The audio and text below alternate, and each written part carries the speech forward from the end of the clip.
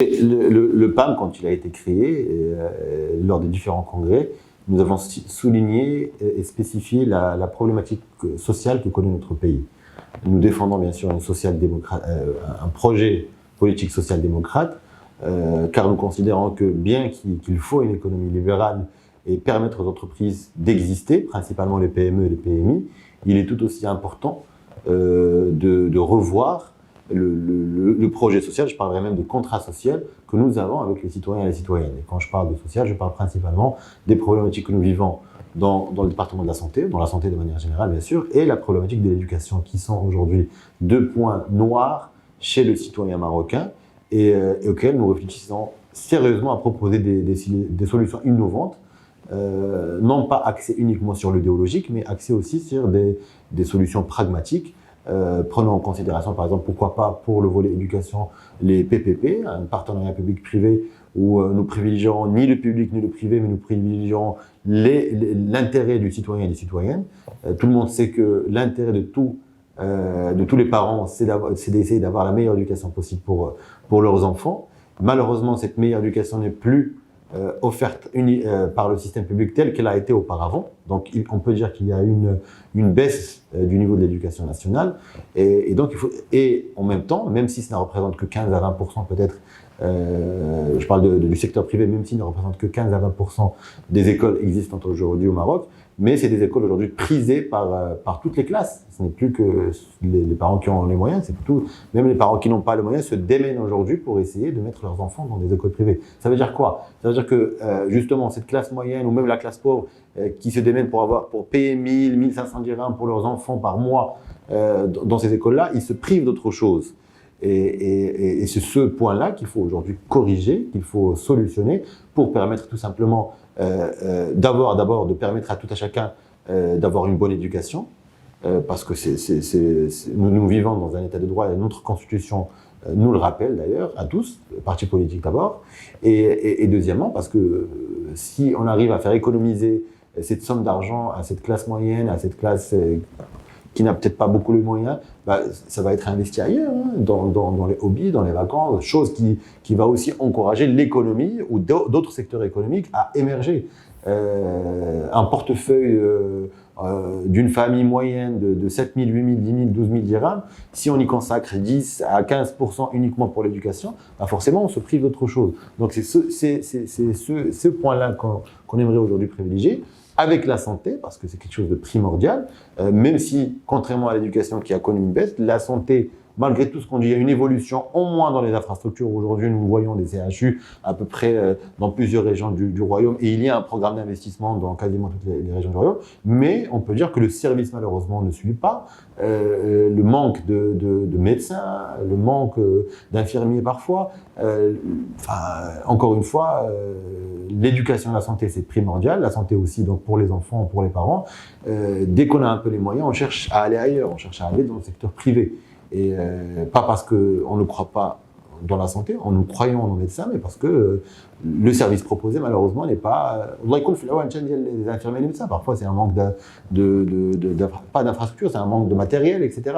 Donc, c'est aussi quelque chose qu'il faudra solutionner en impliquant peut-être, et c'est là la vision du PAM quand il a été fondé, il avait parlé de la régionalisation, cette régionalisation avancée, en impliquant peut-être les régions et les communes, non pas uniquement dans l'investissement d'infrastructures, mais aussi dans la décision et dans encourager les médecins à aller dans certaines régions. C'est ce qui se fait ailleurs dans le monde. Hein. Quand on fait un brainstorm, aujourd'hui, on voit des régions qui s'impliquent pour encourager certains médecins à venir avec des primes, en offrant par exemple la maison, etc. Bref, il faut impliquer la commune et la région pour encourager justement, pour qu'il n'y ait pas un embouteillage sur 2, 3, 4 villes dans le royaume, et surtout pour essayer d'intéresser aussi donc les infirmiers, les médecins à venir à être présents sur tout le royaume et d'essayer d'avoir un service de qualité. Quand nous décidons, quand un citoyen marocain décide de travailler dans le public, dans l'administration, il faut qu'il comprenne que c'est bien sûr c'est un droit d'abord, mais il y a aussi un devoir envers le citoyen, c'est le respect de ce citoyen-là. Et le respect de le citoyen vient avec un service de qualité, parce que c'est l'image de l'État. L'infirmier, le médecin, le professeur, c'est des métiers d'abord nobles, premièrement, mais c'est aussi la continuité de l'État. Donc plus il y aura une qualité, plus le citoyen se sentira concerné par ce qui se passe dans son pays. Et c'est comme ça qu'on crée une société citoyenne.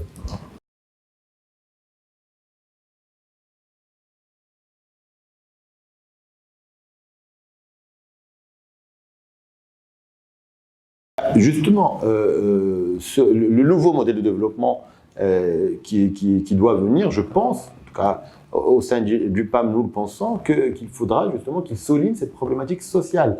La problématique sociale est liée à ce nouveau modèle de développement parce qu'elle va permettre, comme je l'ai dit tout à l'heure, l'émergence par l'augmentation du portefeuille des Marocains et des Marocaines de nouvelles activités économiques.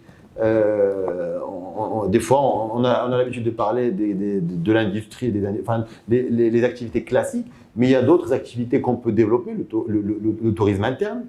Le Maroc se veut un pays touristique, en faisant en sorte que la classe moyenne, etc., puisse avoir plus de moyens, elle va profiter de son pays d'abord. Donc, ça va devenir les premiers clients des hôtels marocains, par exemple.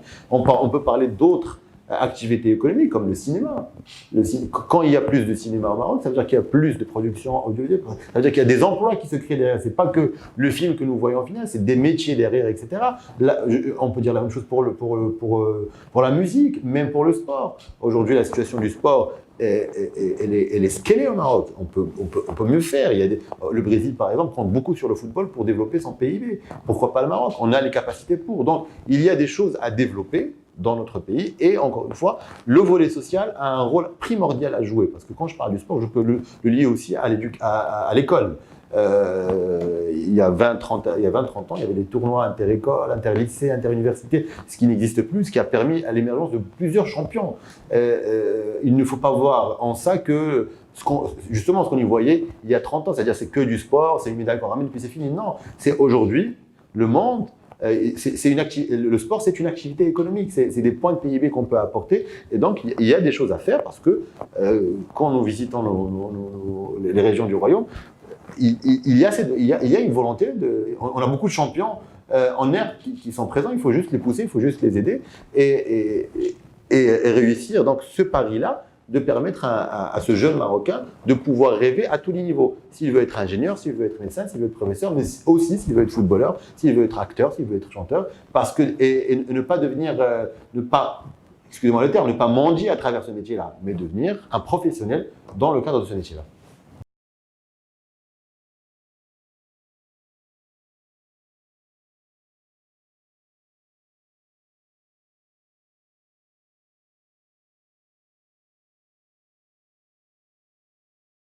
Oui, j'ai là clairement dit, Wahbi aussi indirectement et directement à plusieurs d'entre nous.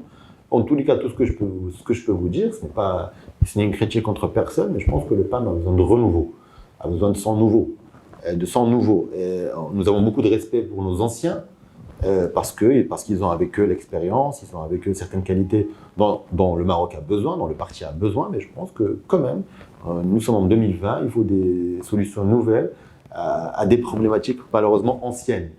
Parce que justement, les solutions anciennes ne marchent plus, ne fonctionnent plus. Donc moi, je pense qu'il faut du renouveau, il nous faut une nouvelle génération d'hommes et femmes politiques qui sont capables de répondre aux attentes des citoyennes et des citoyens.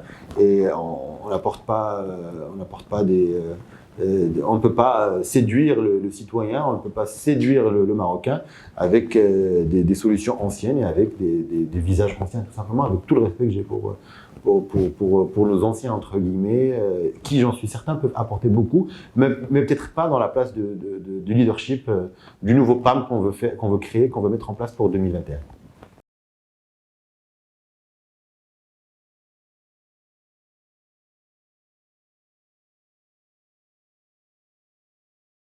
Et tout ce que je peux vous dire, c'est qu'aujourd'hui, il n'y a pas de ligne rouge. Et en politique, il ne faut pas qu'il y ait de ligne rouge dans la mesure où, au Maroc en tout cas, dans la mesure où la configuration électorale nous oblige à nous allier. Il n'y a pas un parti qui gagne les élections et qui fait par lui-même le gouvernement. Il faut qu'il y ait des alliances. Et la même chose au niveau régional et au niveau communal.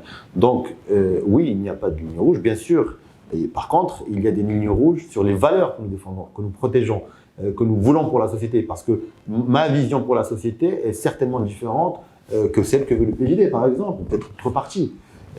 Mais une alliance gouvernementale est plausible dans la mesure où il y a un besoin, où il y aurait, on suppose, où il y aurait un besoin pour que le PAM, le PJD et d'autres partis politiques s'allient dans l'intérêt de la mise en place de ce nouveau modèle de développement. Parce que là, il s'agit aujourd'hui, qu'on le veuille ou non, c'est une réalité quand le prochain gouvernement va mettre en place ce nouveau modèle de développement. Donc ce nouveau modèle de développement, il faut qu'il y ait un certain consensus, parce que la fameuse commission a écouté tous les partis politiques. Donc il y aura certainement des idées prises ici et là, et donc la mise en place de ce nouveau modèle ce nouveau modèle de développement implique directement et indirectement toute la frange politique, tous les partis politiques. Donc, par définition, aujourd'hui, le bloc qu'il y avait auparavant, qu'on supposait qu'il allait y avoir, à savoir les progressistes contre les conservateurs, d'abord, n'existe plus, sur la forme, parce que quand on voit la composition du gouvernement actuel, on voit très bien qu'il y a les libéraux, avec les socialistes, avec des conservateurs, etc. Donc, ce bloc aujourd'hui n'est plus, d'autant plus que dans l'opposition, il y a aussi des progressistes et des conservateurs. Donc, ce bloc n'existe plus, par les alliances qu'il y a eu. Et donc, c'est bête de dire demain, nous sommes contre quelque chose. Moi, je pense que les Marocains attendent de nous qu'on soit pour apporter des solutions à leurs problèmes. Les alliances viennent par la suite. Le PAM n'a pas été créé contre. Il a été créé pour apporter des solutions, des idées nouvelles et pour impliquer un maximum de Marocains et de Marocaines dans la prise de décision, autant au niveau local, au niveau régional qu'au niveau national. Et malheureusement, on a été, ou peut-être qu'on a mal communiqué, parce que parfois il faut aussi avouer ses erreurs, on a été trop catalogué, le PAM est venu contre. Cette idée-là, elle est totalement fausse. La première fois, le seul parti que j'ai intégré dans ma vie, c'est le PAM, et je n'ai pas intégré le PAM contre quelque chose, j'ai intégré le PAM parce que c'était pour moi quelque chose de nouveau qui allait apporter un plus à la société. Donc quand on apporte un plus à la société, on est positif, on n'est pas dans le négatif. Donc voilà, moi, ma position plus ou moins sur ce qui se passe actuellement sur la scène politique, sur ce qu'on a vu, parce que la question se pose, parce qu'il y a eu une alliance à Tanger, donc beaucoup de citoyennes et de citoyens se posent la question, est-ce que cette rivalité est terminée aujourd'hui ? Moi, je pense qu'il faut respecter l'intelligence des Marocaines et des Marocains, il ne faut pas leur mentir, il faut dire les choses comme elles sont, et ce qui est aujourd'hui, c'est que les alliances ne dépendent pas uniquement des partis politiques, ça dépend aussi des résultats qu'ont ces partis politiques. C'est finalement le Marocain qui décide, à travers le vote qu'il fait le jour des élections, qui oblige le parti arrivé en tête à s'allier avec tel ou tel parti, tout simplement.